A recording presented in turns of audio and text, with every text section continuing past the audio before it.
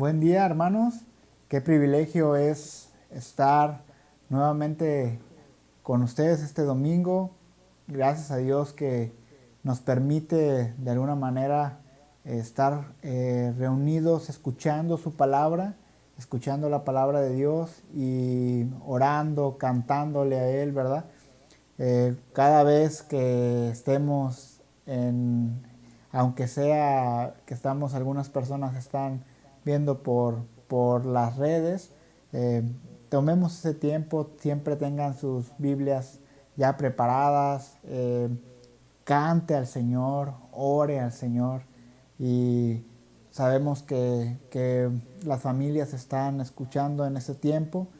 Dios les bendiga, que Dios les siga bendiciendo.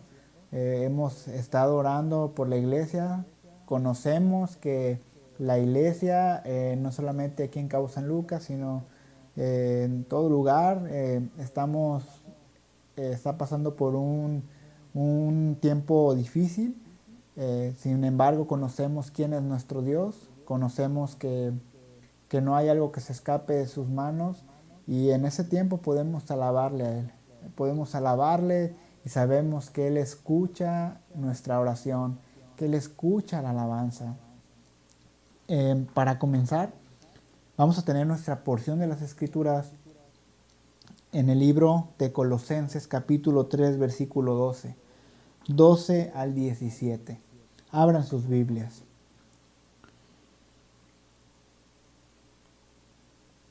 12 al 17. Dice así: Vestíos pues como escogidos de Dios, santos y amados, de entrañable misericordia, de benignidad, de humildad, de mansedumbre, de paciencia, soportándoos unos a otros y perdonándoos unos a otros, si alguno tuviera queja en contra de otro. De la manera que Cristo os perdonó, así también hacedlo vosotros. Y sobre todas estas cosas vestidos de amor, que es el vínculo perfecto, y la paz de Dios gobierna en nuestros corazones, a la que asimismo fuisteis llamados en un solo cuerpo, y sed agradecidos. La palabra de Cristo mora en abundancia en vosotros, enseñándoos y exhortándoos unos a otros en toda sabiduría, cantando con gracia en vuestros corazones al Señor, con salmos e himnos y cánticos espirituales. Y todo lo que hacéis, sea de palabra o de hecho, hacedlo todo en el nombre del Señor Jesús, dando gracias a Dios Padre por medio de Él. Vamos, hermanos, a orar para dar inicio a este tiempo de alabanza. Bendito Dios, gracias Padre, gracias porque podemos venir, Señor, delante de usted y saber que somos escuchados, Señor. Padre Santo, ¿cómo no debe de estar llena nuestra boca de agradecimiento, Señor? Nuestro corazón, nuestra vida, que sea una vida de agradecimiento, Señor. Padre, porque lo hacemos todo, como dice su Escritura, a través de Cristo. Y en ese tiempo, Señor, en ese tiempo de reunión, deseamos alabarle, deseamos, Señor, cantarle esos himnos, Señor, a usted por sus hechos, por sus obras, Señor. Gracias, Padre. Hoy le alabamos en Cristo Jesús. Sabemos, Padre, que Él hace posible este momento. A Él, Señor, le debemos toda la honra y toda la gloria, Señor. A Él le exaltamos. Gracias, mi Señor. Gracias, mi Señor Jesucristo. Le alabamos, Señor. Que este tiempo sea de bendición para toda la iglesia, Señor, y para las personas que están escuchando en este momento. Ese tiempo de alabanza y el tiempo que ha preparado para escuchar su mensaje. Gracias. En el nombre de Cristo Jesús. Amén.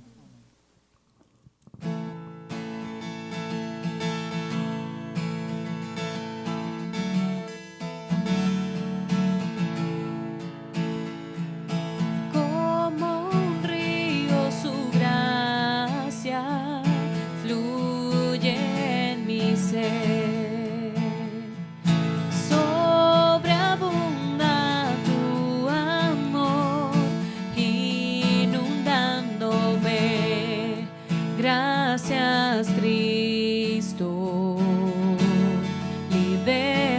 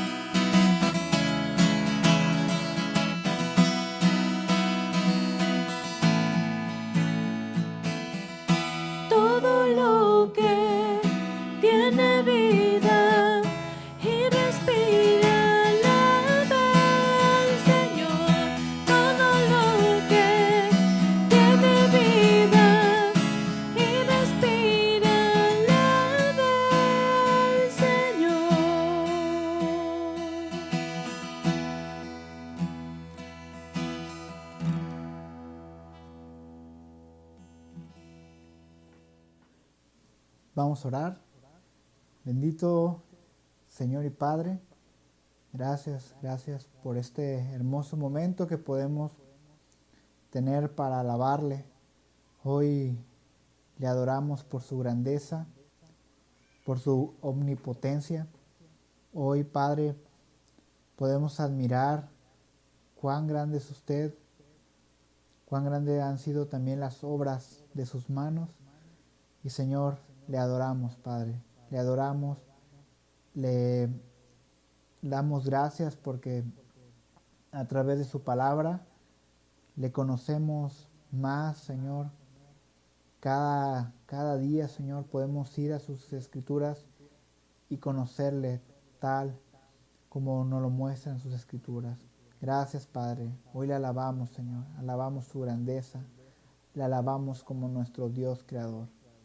Gracias, Padre. En el nombre de Cristo Jesús oramos, le alabamos. Amén.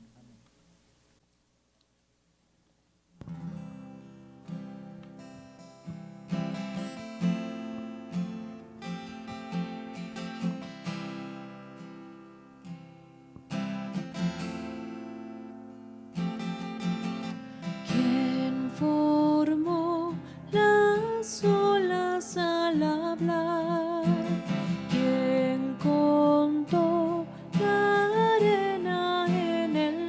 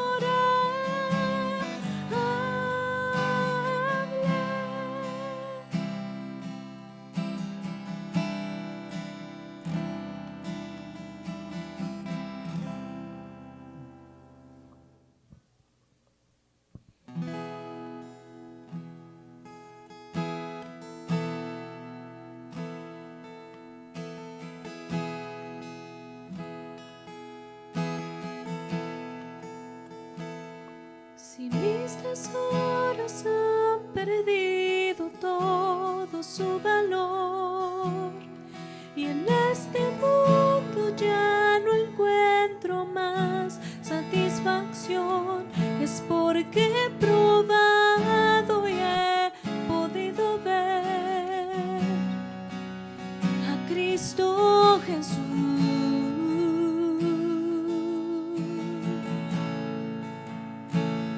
Si todo es nada comparado a lo que hay en ti, lo que estimaba ya no es importante para mí. Es porque he probado y he podido ver a Cristo Jesús, a Cristo Jesús. Te deseo más que a la vida, te deseo más cada día, te deseo más todavía, Jesús.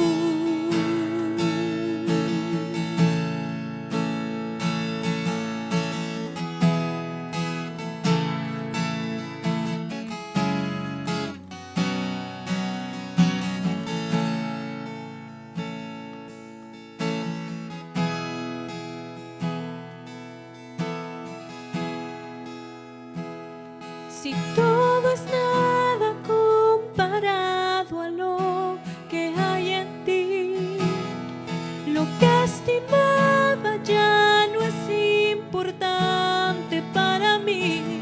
Es porque he probado y he podido ver a Cristo Jesús, a Cristo Jesús. Te deseo más que a la vida, te deseo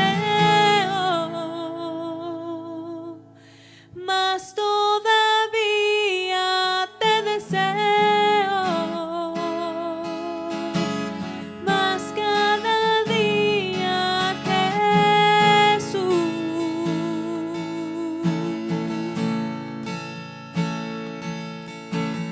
Tú suficiente serás, tú suficiente serás, hoy y por la eternidad. Tú suficiente serás, tú suficiente serás, tú suficiente serás, hoy y por la eternidad. Tú suficiente serás, te deseo más que a la vida, te deseo más cada día, te deseo más todavía, Jesús. Una vez más, iglesia, vamos a decirle al Señor, te deseo.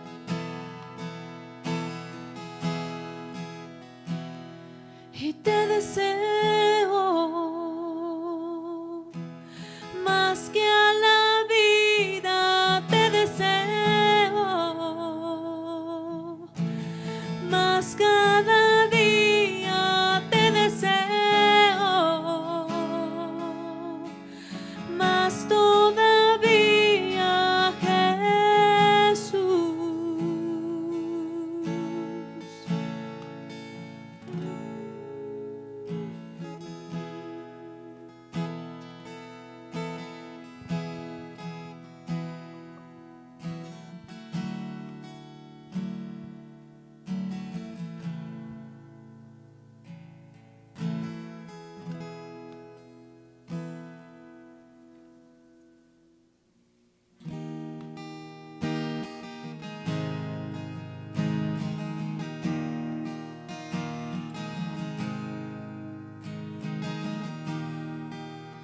Si abatido y dolido estás y cansado del peso cargar, Cristo nos llama.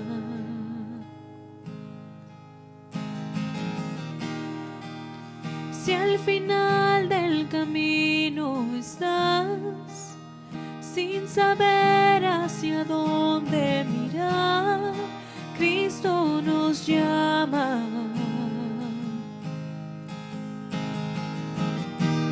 Ven ante su trono, el Padre te recibirá con sangre preciosa. Jesús borró nuestra maldad.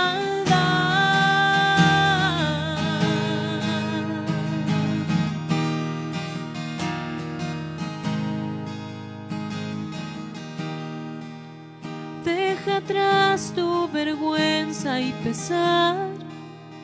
Ven a Él, ya no esperes más. Cristo nos llama.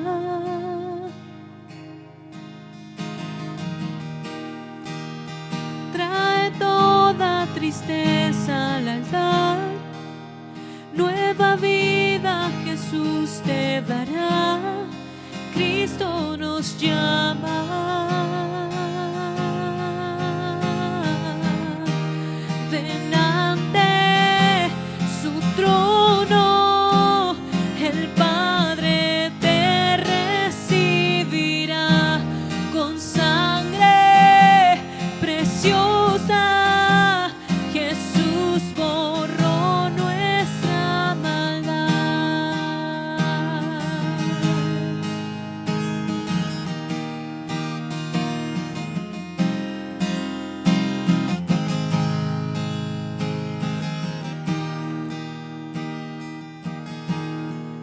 Oh, cuán hermoso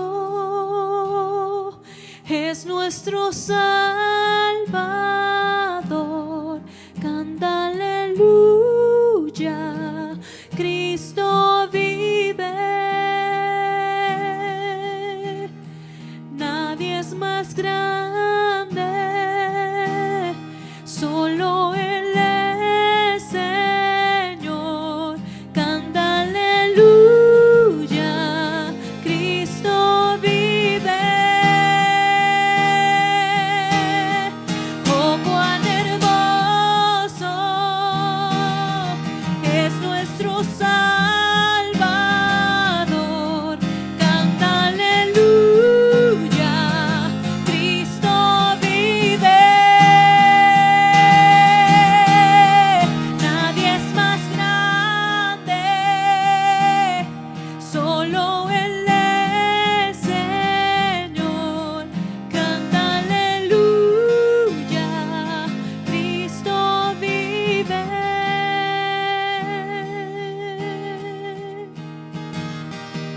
Ven ante su trono, el Padre te recibirá con sangre preciosa. Jesús borró nuestra maldad.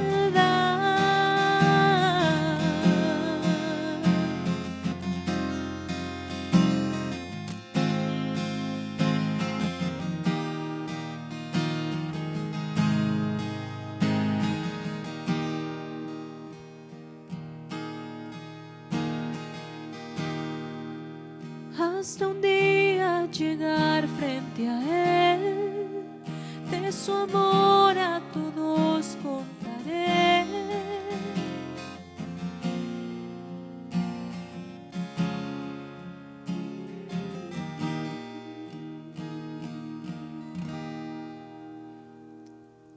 Amén. Gracias a Dios por este tiempo que pudimos pasar en alabanza. Nos quedamos en este tiempo con el pastor Carlos. Dios les bendiga, hermanos. Que sea de gran ánimo el tiempo que estaremos en la palabra de Dios. Dios les bendiga.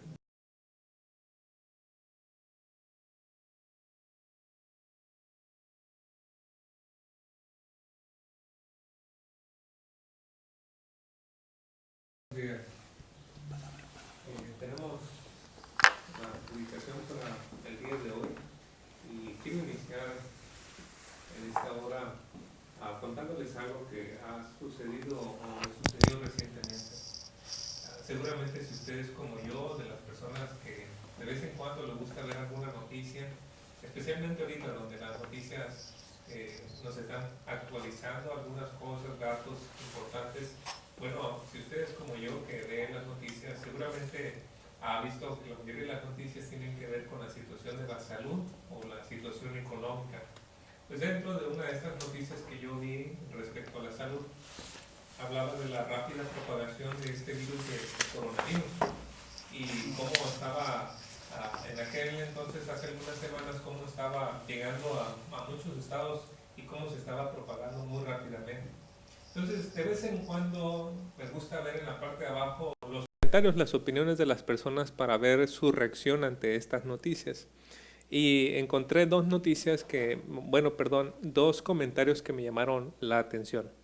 El primero de ellos era el de una persona que exhortaba o instaba a aquellos que estaban leyendo la noticia a que pudiéramos estar como población, como país, orando, pidiendo la misericordia de Dios, pidiendo al Señor que nos ayudara a poder salir de esta situación económica y que Dios tuviera misericordia de las familias de nuestro querido país de México.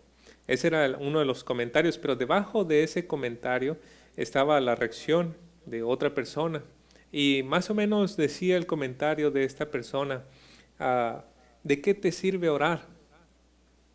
Iniciaba con esa pregunta: ¿de qué te sirve orar? Y más adelante decía: si Dios es todopoderoso, ¿no podría Él quitar esta plaga y demostrarnos así que Él existe? Y luego decía este comentario: lo que ahorita se necesita no es que estemos orando, lo que ahorita se necesita es que cada persona se quede en su casa y no salga de ahí a menos que sea muy necesario. Me quedé yo un tanto perturbado y molesto por este segundo comentario, como si no fuese posible orar y a la misma vez quedarse en casa.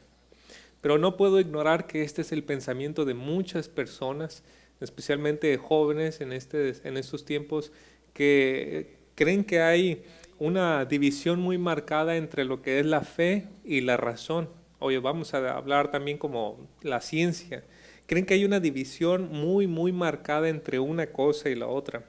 No son pocos los que tienen mucha confianza y esperanza en la ciencia, mientras que llegan a usar muchas ocasiones a la fe como si fuese un paracaídas en aquello que la ciencia no puede dar una respuesta.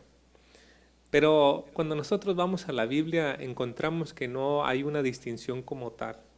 La Biblia no alienta a las personas a ir en contra de la razón y tampoco pide a las personas que den un salto al vacío. Al contrario, la fe bíblica es una fe razonable y es una fe que también da respuestas a las preguntas más importantes y esenciales que nos podemos hacer nosotros. Por eso creo que existe una respuesta apropiada para aquel que hizo el comentario: ¿de qué sirve orar? ¿Por qué Dios no detiene completamente la plaga para que la creamos? Y permítame dar una respuesta. Yo no se la escribí porque creo que es innecesario, pero creo que es bueno que nosotros tengamos una idea de qué podemos responder ante estas preguntas. Primeramente, Dios tiene un plan más grande que estar haciendo gala de su poder para demostrarle a las personas que Él existe. El plan de Dios es mucho más grande que eso, más complejo que eso. Y en segundo lugar, Dios ya ha hecho muchos milagros en la tierra, no solo para mostrar que Él existe, pero para demostrar que Él tiene el poder de revertir los efectos del pecado en una nueva creación. Nosotros lo vemos en la vida de nuestro Señor Jesucristo narrado en las Escrituras. Dios tiene el poder para revertir el efecto de la muerte, de la enfermedad, de la desesperanza.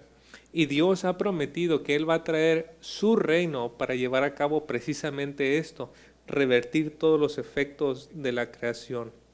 Nuestro texto el día de hoy trata con eso. Vamos a notar en nuestro texto que Jesús de Nazaret el ungido de Dios, ha acercado el reino de Dios, destruyendo los efectos del pecado.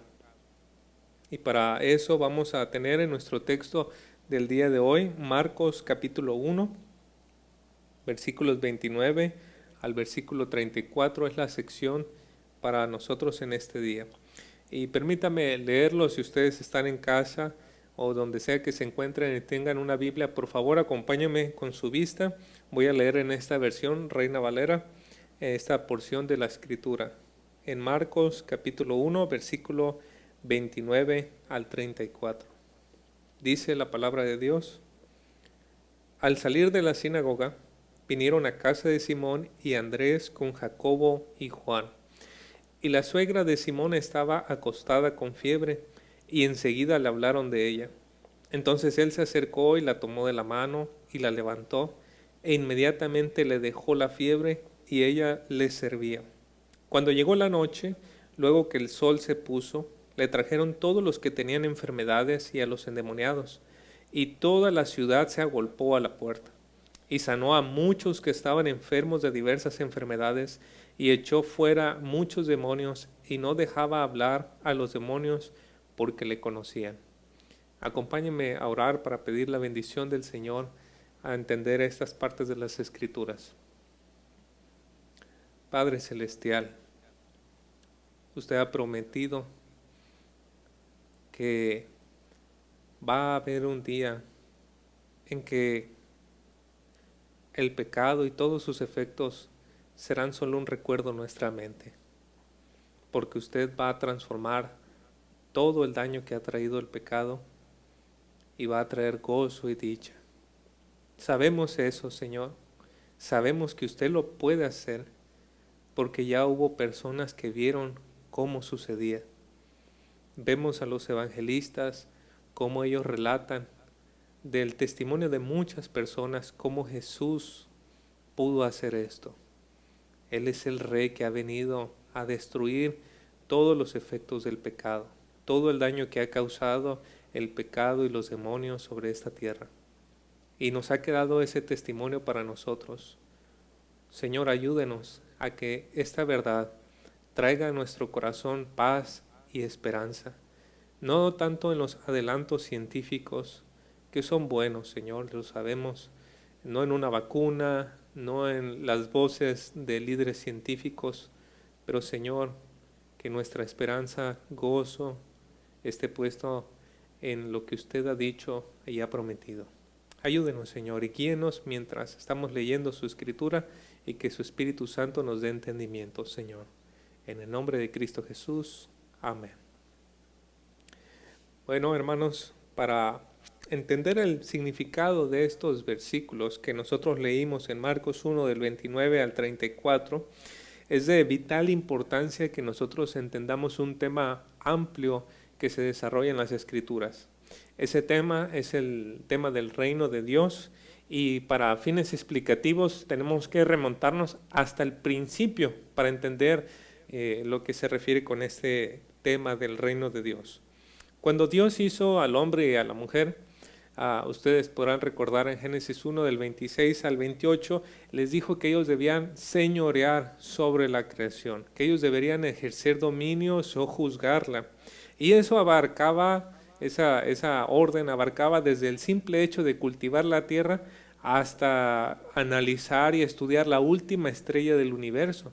Es parte de la tarea del hombre poder poner la creación en un punto en el que él tenga control o dominio o pueda sacar a favor o provecho de toda la creación. Dios le dio esa tarea al hombre y a la mujer. Lamentablemente, con la entrada del pecado, el corazón del hombre se corrompió. De manera que ahora el hombre no trabaja solamente con un corazón corrompido, pero el mismo diablo y los mismos demonios están de alguna manera trabajando en conjunto, coordinado, para que ese corazón corrompido empiece a destruir, y no solo a destruir, pero también a distorsionar la creación que Dios ha hecho. Ahora el hombre ejerce un dominio con ese corazón en un mundo enfermo por el pecado. Hoy, por ejemplo, se nos dice mucho en las noticias y en otros lugares, en periódicos, encontramos en muchas cosas de científicos renombrados que nos han vendido la teoría de un origen sin Dios. Nos hablan también psicólogos renombrados de una vida feliz sin Dios. Los sociólogos nos venden también un sistema financiero, un sistema próspero sin Dios. Y esto lo han venido haciendo por siglos, y cada científico, cada psicólogo o cada sociólogo cree que tiene una idea mejor que a la anterior no se le ocurrió. Y así, siglo tras siglo, etapa tras etapa, hay una nueva voz que dice: el anterior no consideró esto y yo sí tengo la respuesta para que podamos encontrar ese camino a la felicidad. Así que en el día de hoy vemos mayormente personas con mucha fe en la humanidad, y vemos a otras personas que pueden seguir el rastro de ese pensamiento y sentirse decepcionadas y desesperanzadas ante los inútiles resultados que nos ofrecen estos grupos de personas. Como personas que creemos en Dios y en lo que dicen las Escrituras, sabemos que las cosas no pueden quedar así. Dios no está cruzado de brazos viendo cómo el hombre se sume en la desesperanza de sus razonamientos anti Dios. Dios no está así. Él habló y prometió restaurar aquello que se había perdido por causa del pecado y la influencia satánica. En el libro del profeta Isaías, por ejemplo, encontramos muchas de esas profecías y promesas del Señor de revertir los efectos del pecado en el mundo. Y podemos leer algunos de esos versículos que nos hablan de ese tiempo en el que Dios va a hacer eso, precisamente revertir completamente los efectos del pecado bajo la autoridad de un rey que Él ha designado. En Isaías capítulo 32, del 1 al 3, voy a estar leyendo en la Biblia de las Américas y espero que ustedes puedan verlo también en sus pantallas, donde dice: He aquí un rey, reinará con justicia, y príncipes gobernarán con rectitud. Cada uno será como refugio contra el viento y un abrigo contra la tormenta, como corrientes de agua en tierra seca, como la sombra de una gran peña en tierra árida. No se cegarán entonces los ojos de los que ven, y los oídos de los que oyen escucharán. Tenemos también en Isaías 35 del 3 al 7 que dice: Fortaleced las manos débiles y afianzad las rodillas vacilantes. Decid a los de corazón tímido: esforzaos, no temáis. He aquí vuestro Dios viene con venganza. La retribución vendrá de Dios mismo, mas Él os salvará. Entonces se abrirán los ojos de los ciegos y los oídos de los sordos se destaparán. El cojo entonces saltará como un ciervo y la lengua del mudo gritará de júbilo. Porque aguas brotarán en el desierto y arroyos en el Arabá.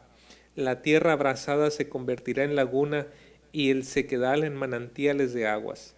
En la guarida de chacales, su lugar de descanso, la hierba se convertirá en cañas y juncos. Y tenemos una cita más en Isaías 42 del 1 al 7 que dice: He aquí mi siervo, a quien yo sostengo, mi escogido en quien mi alma se complace. He puesto mi espíritu sobre él. Él traerá justicia a las naciones. No clamará ni alzará su voz, ni hará oír su voz en la calle. No quebrará la caña cascada, ni apagará el pábilo mortecino. Con fidelidad traerá justicia. No se desanimará ni desfallecerá hasta que haya establecido en la tierra la justicia, y su ley esperará en las costas. Así dice el Señor, que crea los cielos y los extiende, que afirma la tierra y lo que de ella brota, que da aliento al pueblo que hay en ella y espíritu a los que por ella andan. Yo soy el Señor, en justicia te he llamado, te sostendré por la mano y por ti velaré. Y pondré como pacto para el pueblo, como luz para las naciones, para que abras los ojos a los ciegos, para que saques de la cárcel a los presos y de la prisión a los que moran en tinieblas. Estos versículos claramente nos describen el reino de Dios en la tierra bajo el dominio del siervo del Señor o el ungido. Este reino, como nos damos cuenta, tiene un impacto sobre el corazón, sobre el aspecto físico de las personas, pero también sobre toda la creación. En el Evangelio de Marcos se nos muestra que Jesús es ese siervo que ha venido para revertir los efectos del pecado. ¿Y cómo nosotros sabemos que Él es ese siervo? Que Jesús es ese ungido del cual habló el profeta Isaías. Lo sabemos porque Él ejerció poder compasivo sobre las personas para transformarlos y sanarlos. Sin embargo, no fue fácil para muchos reconocer que Jesús era ese siervo o ese Mesías prometido en el libro de Isaías. De hecho, uno de los personajes principales del Nuevo Testamento o de este periodo al inicio de los Evangelios, Juan el Bautista, dudó de la identidad del propio Señor.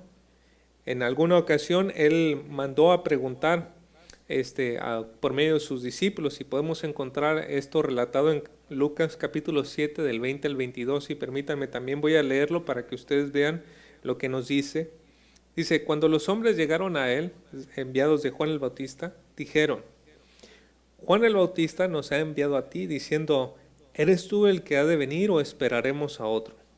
En esa misma hora curó a muchos de enfermedades y aflicciones y malos espíritus, y a muchos ciegos les dio la vista.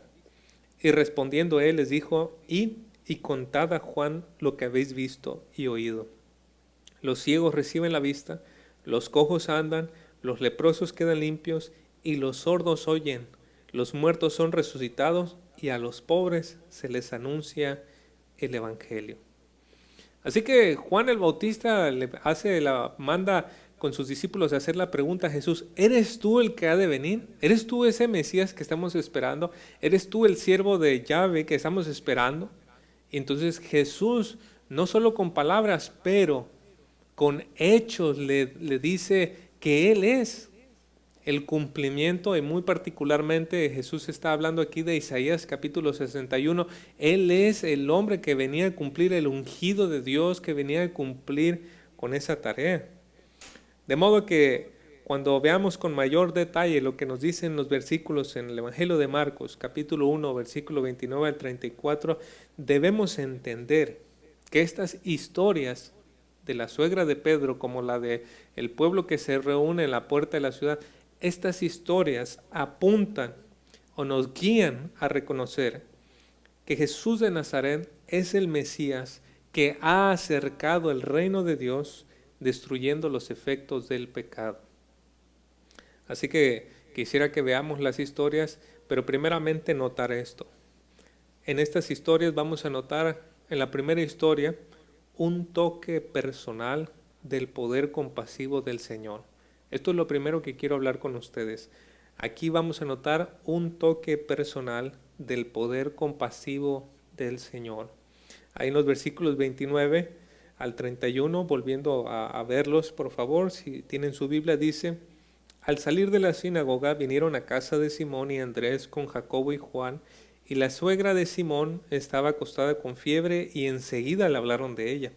Entonces él se acercó y la tomó de la mano y la levantó. E inmediatamente la dejó la fiebre y ella le servía. El día de hoy se sabe con mucha precisión o con mucha seguridad dónde fue la casa de Pedro. Y esto debido a que en el siglo V se construían las iglesias con una forma octagonal, y especialmente en los lugares donde se consideraban como reliquias. Y ahí cerca de la sinagoga, que también están los restos en el día de hoy, en la misma ciudad de Cafarnaúm, a unos 100 metros se encuentra una estructura así, en forma octagonal, o bueno, las ruinas de una estructura así, en forma octagonal, donde se sabe con mucha seguridad que era la casa de quien más adelante es el apóstol Pedro. A unos 100 metros de la sinagoga, nada más piense eso. Bueno, Pedro no tenía excusa para llegar tarde a la sinagoga, ¿verdad? Solamente estaba a 100 metros de su casa, él tenía que caminar quizá 2 casas, 3 casas más y llegar ahora sí a la sinagoga cada sábado para reunirse. En nuestro texto vemos que después de que salieron de la sinagoga, Jesús y algunos discípulos fueron a la casa de Simón y de Andrés, donde estaba la suegra de Simón, Simón Pedro, que estaba enferma. Y seguramente la señora estaba allí debido a que había quedado viuda. Es muy probable, y creo que es algo que también vemos en nuestros días, donde la señora queda viuda, pues llega a irse a vivir con alguno de los hijos o familiares, o bueno, en algunos casos, pues llega a suceder esto. Y tal parece que era así con la situación con Pedro. La señora se fue a vivir con su hija y su hija pues estaba casada con Pedro. Y quiero decir aquí, hermanos, que nuestro texto del versículo 29 hasta el 34 no menciona para nada la palabra Jesús o el nombre de Jesús. Entonces, ¿cómo sabemos que este texto nos está hablando acerca de él si no dice para nada su nombre? Bueno, no dice, pero los pronombres personales apuntan a él. Desde el versículo 25, Jesús es el centro de toda la historia, es el personaje principal y los pronombres apuntan hacia él. Por eso sabemos que cuando nos dice que le hablaron de ella, ahí en el versículo 30, o sea, de la suegra de Pedro, a quien le hablaron de ella fue a Jesús. Y según el relato del evangelista Lucas, en Lucas 4:38, la suegra de Pedro estaba enferma con una gran fiebre. Y usted y yo sabemos que la fiebre no es exactamente una enfermedad, pero es una reacción del cuerpo ante la enfermedad o el padecimiento de alguna cosa. De modo que en el cuerpo de esta señora hay más que solamente fiebre. No podemos especular acerca de qué más había, pero había algo más aparte de esta fiebre que la tenía ahí recostada en cama. Lo importante a resaltar aquí fue la manera en que Jesús la sanó. Fue un toque muy compasivo, pero lleno de poder. Al parecer no hubo palabras, pero solamente nuestro Señor le extendió la mano para poder incorporarla de donde estaba acostada. Pero al momento que el Señor la toca para incorporarle, es que ella recibe sanidad, y no solamente sanidad, pero fortalecimiento en su cuerpo, seguramente sus articulaciones y todo, porque ustedes saben, hermanos, aun cuando podemos estar enfermos y sanar, quedamos débiles, pero no sucedió así con esta señora. Ella quedó sanada y quedó fortalecida. ¿Y lo sabemos por qué? Porque inmediatamente se puso a servir. Este es un detalle interesante del milagro de Jesús a la suegra de Pedro, y este detalle podemos pensar en algunas cosas. Muchas veces podemos ver una reacción ante los milagros del Señor. Y en este caso no se nos dice que la reacción fuera que las personas estaban asombradas acerca del milagro, que seguramente lo estuvieron. Tampoco se nos dice, como en otros lugares, que la persona sanada empezó a seguir al Señor. No se nos dice que, como en otros lugares, que la persona sanada le adoró o le dio gracias. Pero en este caso en particular, la suegra de Pedro, cuando fue sanada, en ese preciso momento ella comenzó a servir. Y podemos pensar en que su servicio fue un acto de hospitalidad. Tenía a Jesús, estaban algunas personas ahí, sus discípulos acompañándole en esa ocasión, y la señora muy probablemente, al sentirse sanada, sentirse bien, sentirse fortalecida, lo primero que empezó a hacer fue preparar comida para sus invitados, para sus comensales. Esa respuesta fue adecuada a la necesidad del momento y fue una respuesta también espontánea ante el poder compasivo de nuestro Señor Jesucristo. Pensemos en esto. Si el Señor nos ha librado de un problema mucho mayor que el de la suegra de Pedro, y cuando digo esto me estoy refiriendo a nuestro pecado, ¿cuánto más no debe de ser esa disposición en nuestro corazón para que de manera espontánea, llena de agradecimiento y una forma adecuada, podamos estar sirviéndole a Él, honrándole, buscándole, pero sirviéndole, como vemos en esta narración? Y además, Cuando nosotros estamos sirviendo al Señor, nos damos cuenta que no solo podemos voltear atrás para ver lo que el Señor ha hecho por nosotros, que por cierto nunca lo vamos a poder pagar, pero cuando nosotros servimos al Señor, también Él sigue dándonos muestras de su gracia y de su misericordia hacia nosotros. Por eso considero que es incongruente cuando nosotros en el día de hoy le decimos: Señor, gracias por todo lo que hiciste en la cruz, gracias Señor porque diste tu vida por mí, pero a la misma vez no mostramos una disposición de corazón para servirle en formas muy tangibles y prácticas para servir a otros hermanos y otras personas. Me parece que es una incongruencia y probablemente lo que sucede es que aún no hemos llegado a entender bien lo que Cristo ha hecho por nosotros. Porque si nos diéramos cuenta constantemente de lo que Él ha hecho por nosotros y de lo que Él promete que seguirá haciendo, sin duda que estaríamos constantemente con un corazón humilde a su servicio en lo que sea que Él nos pudiera. Cuando no entendemos que la gratitud, el amor, la fe a Cristo son la gasolina de nuestro servicio, solo la manipulación puede ayudarnos. Y la verdad es que tenemos que reconocer, más de lo que nos gusta admitir o más de lo que nosotros alcanzamos a ver, que la manipulación es una forma en la que constantemente se obliga a las personas a servir. Los padres manipulan a sus hijos para que ellos empiecen a servir, los pastores manipulan a sus iglesias para que las personas empiecen a servir. Y es lamentable, pero la verdad es esta, que en Cristo lo que Él ha hecho, el amor que Él nos ha mostrado, las promesas que hay más adelante, son suficientes y son buenas motivaciones para que nosotros podamos servirle con un corazón que le agrade, que le honre. Y es satisfactorio cuando nosotros lo hacemos así, sin necesidad de ser manipulados. Ahora, ya hemos visto acerca de esta historia de la suegra de Pedro, hemos visto el toque personal del poder persuasivo del Señor mostrado allá a la suegra de Pedro, y podemos pensar que eso es todo, pero no es todo. En ese mismo día Jesús hizo muchos milagros más, y por eso vamos a ver en segundo lugar esto, una amplia demostración del poder compasivo del Señor. No es solamente un toque personal, pero ese toque personal el Señor lo aplicó sobre muchas personas. Una amplia demostración del poder compasivo del Señor. Y para ver esto, tenemos que mirar los versículos 32 al 34. Dice: cuando llegó la noche, luego que el sol se puso, le trajeron todos los que tenían enfermedades y a los endemoniados. Y toda la ciudad se agolpó a la puerta y sanó a muchos que estaban enfermos de diversas enfermedades. Y echó fuera muchos demonios y no dejaba hablar a los demonios porque le conocían. Como podemos notar al inicio del versículo 32, todo esto ocurrió cuando llegó la noche.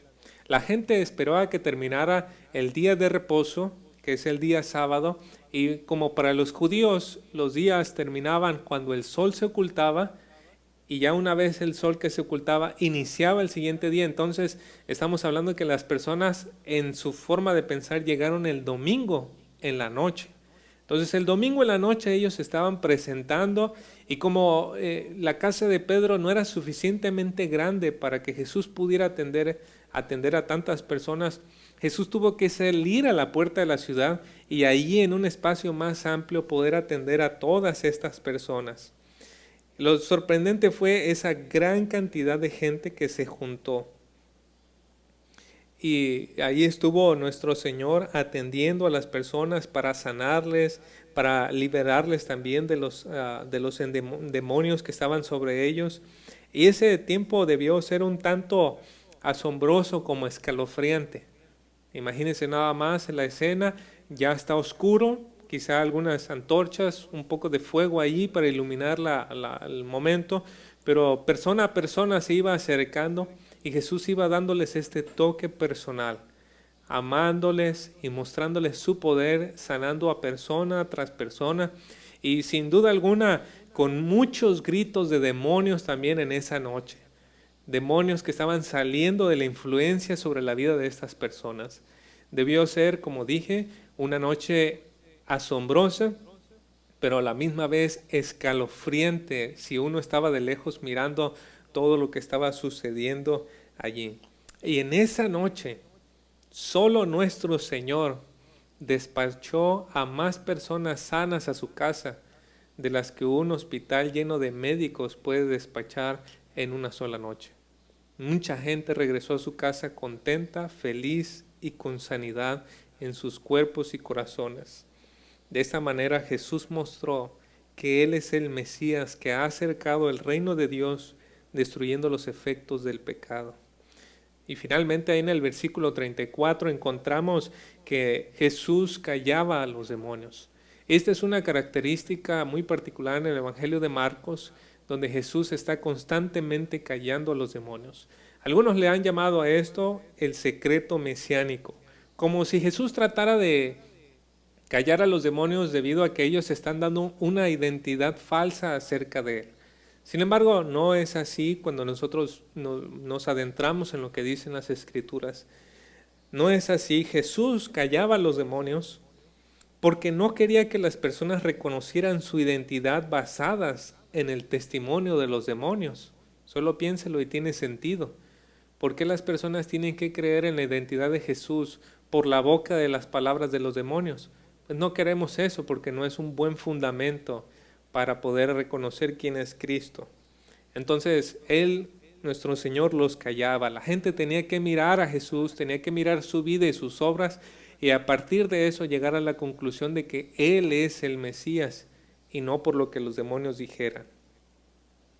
Así, entonces, empezamos a concluir con el mensaje del día de hoy. Hemos visto en esta ocasión dos eventos milagrosos dentro de esta narrativa. Uno nos deja ver que los milagros de Jesús no fueron solamente un desprendimiento de su poder, pero también fueron un toque compasivo y personal. Él, aun cuando las personas se juntaban y se amontonaban sobre Él, Él buscaba darles esta sanidad en forma personal, compasiva. Vemos a nuestro Señor tocando la mano de la suegra de Pedro, sin miedo a contagiarse o alguna cosa, ¿verdad? Como en el día de hoy existe este miedo de que o saludamos y esto y lo otro. Bueno, Él tiene este toque compasivo sobre esta mujer y la levanta con completa sanidad y fortaleza de su cuerpo. Él hacía esto. Y en el segundo evento que hemos visto, el Señor también nos muestra que Él es capaz de sanar no solo a una persona. Su poder no se agota. Él puede sanar multitudes de personas, dejarlas completamente sanadas y desmantelar completamente este cártel demoníaco que está sobre las personas. Eso es lo que puede hacer el Señor simplemente con una noche allí en la ciudad de Capernaum. De esta manera vuelvo a aquello que dije en un comienzo. En medio de cualquier pandemia o de cualquier crisis, nosotros los creyentes, los cristianos, los que hemos puesto nuestra fe en Jesucristo, los que creemos en lo que dicen las Escrituras, podemos tener una esperanza segura, porque creemos en el poder y la compasión de nuestro Señor. Nos han quedado registros confiables en las Escrituras acerca de quién es Jesús. No es absurda nuestra esperanza, porque en el pasado ya Dios ha demostrado que puede revertir los efectos del pecado y puede entonces traer un reino en el cual establezca completamente sanidad y su justicia sobre la tierra. Así que nosotros podemos voltear al futuro con optimismo y saber que si Dios pudo solucionar los problemas antes, Él también los podrá hacer como Él ha prometido en las Escrituras. Podemos tener confianza en que así será. Podemos tener confianza en que hoy podemos orar y que Dios también puede traer su reino en alguna medida sobre las situaciones que están pasando en medio de nosotros. Y quiero decirle esto, si usted aún no tiene esta esperanza, le pido que considere esto que acabo de comunicar. No le pido que dé un salto al vacío. No le digo que su fe sea irracional.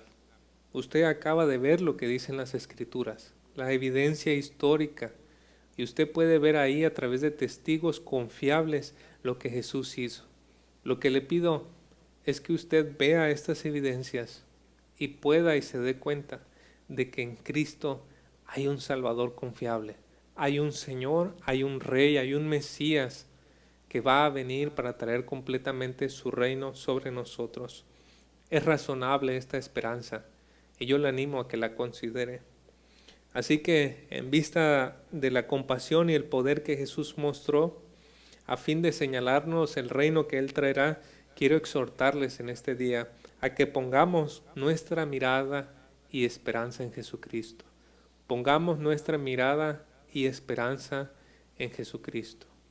Vamos a orar y pedir al Señor su bendición sobre esta palabra que se ha compartido hoy. Amado Dios, gracias. Gracias, Señor, por la misericordia y compasión. Usted, Señor, nos pudo haber abandonado a nuestra suerte, habernos dejado allí con las consecuencias de nuestro pecado. En cambio, Señor, intervino en nuestra historia, porque esta es su historia. Y, Señor, nos ha prometido cosas maravillosas, pero solo aquellos que ponen su confianza en Jesucristo.